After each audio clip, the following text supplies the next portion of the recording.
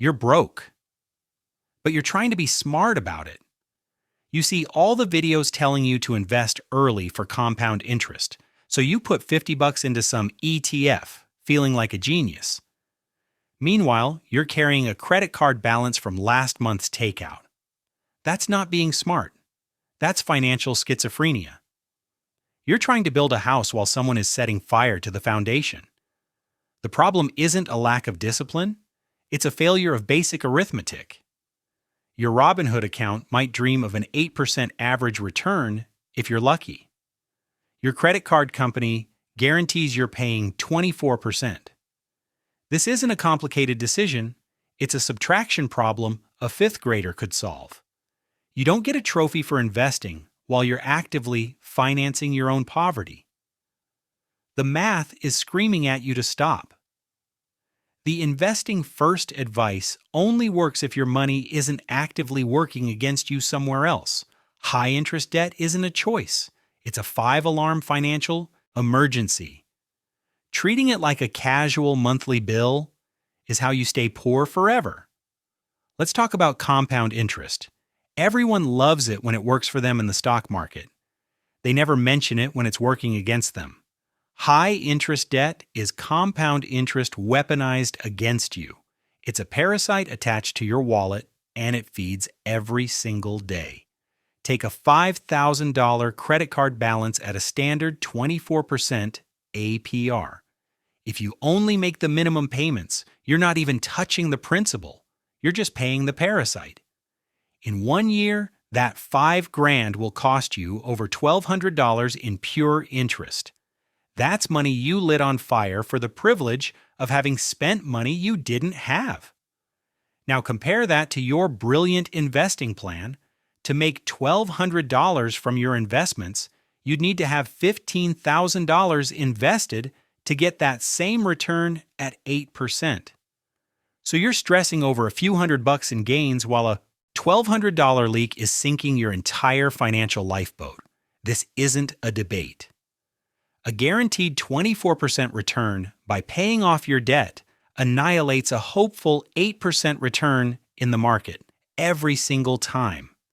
The numbers don't lie. You're just choosing not to read them. The psychological cost is even worse. Debt is a mental weight. It makes you risk-averse. It makes you panic sell at the first market dip because you have no safety net. You're trying to run a marathon with a backpack full of rocks. The average returns people talk about are a fantasy when you're bleeding cash every month. Your financial reality isn't the average. It's the emergency happening right now in your bank statement. Okay, let's get specific. What kind of debt is actually killing you? It's probably not your student loans. It's the debt you took on to look like you have money. It's the lifestyle inflation financed by plastic. Pull out your phone right now. Open your banking app. I'll wait. Look at the debts. The credit cards from buying clothes you didn't need. The buy now, pay later plan for the new phone when the old one worked fine. The personal loan for a vacation you couldn't afford. This is the stop looking rich audit. You're financing an image that your actual net worth can't support. And the most common offender? The car note. You're driving a $30,000 car that's costing you $700 a month. That's more than some people pay in rent. You're not an investor. You're a debt collector for the bank, and you're working for free. That car lost 10% of its value the second you drove it off the lot, but the interest on the loan is still compounding. You're getting poorer in a depreciating asset. It's a financial crime scene. These schemes are designed to keep you poor. They make debt feel painless. 4 easy payments of $25 feels manageable. It hides the true cost, which is you paying for yesterday's distractions with tomorrow's potential. There is one exception. A mortgage with a rate under 5% is different. That's leveraging debt for an asset that historically appreciates. But your credit card debt for a pizza?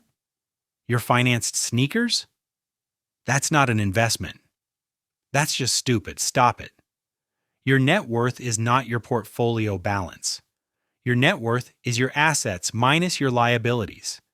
And if you have a four-figure debt at a 20% rate, your net worth is screaming for you to stop pretending to be an investor and start acting like a survivor. There is exactly one exception to the stop investing rule. It's the only scenario where you should be putting money anywhere but your debt. Your employer's 401k match. That's not investing, that's collecting free money. It's a 100% return on your contribution the second it hits your account. No stock, no bond, no crypto can ever guarantee that. If your company offers a match, you contribute exactly enough to get every single penny of it. Even if you're drowning in credit card debt, you take the free money. It's the financial equivalent of finding a $20 bill on the sidewalk. You don't walk past it because you have bills to pay.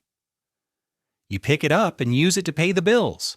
After you've captured that match, you stop. Everything else goes to the debt. The math is simple. If you have a 5% match, that's a guaranteed 100% return on your contribution. Your 24% debt is a guaranteed 24% loss.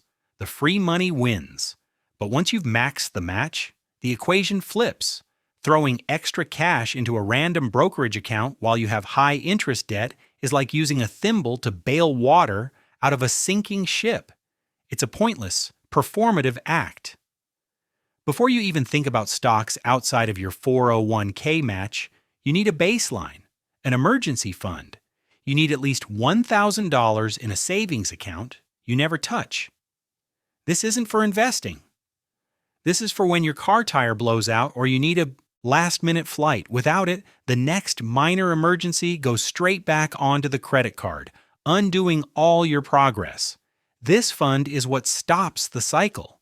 It makes you a rational human being instead of a panicked animal. A panicked investor is the worst kind of investor. They see a 10% market dip and sell everything, locking in losses because they're terrified they'll need the cash. You can't build wealth if you're one flat tire away from financial ruin. Get the match, build the tiny war chest, then annihilate your debt. That's the order.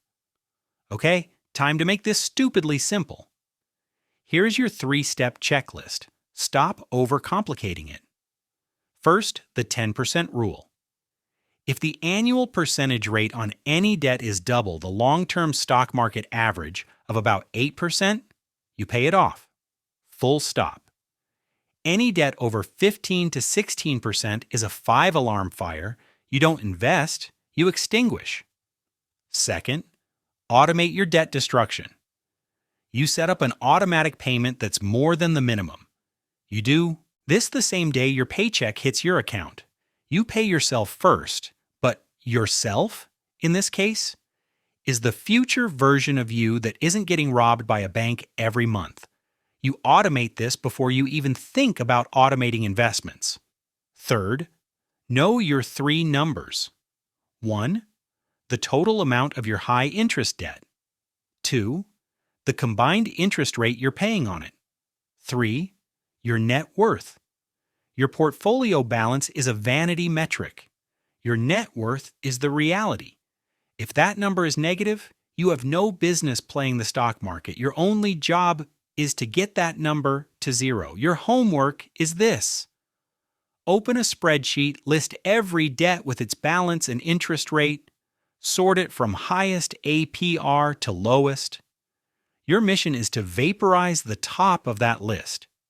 Start today. Most people will watch this and do nothing. They'll go back to scrolling through stocks on their phone while paying 24% on a balance from last Christmas. Be different. Stop investing while you're broke. Go fix the leak.